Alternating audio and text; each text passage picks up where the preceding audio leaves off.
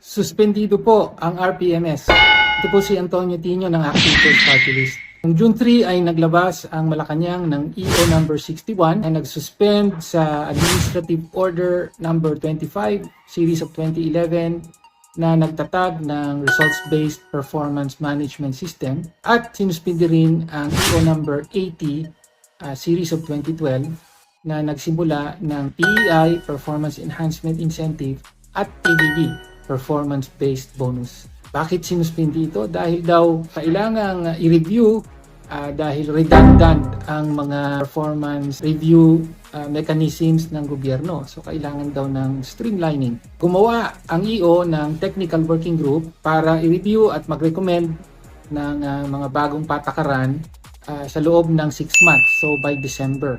Tanong siguro, ano mangyayari sa dati ng PBB?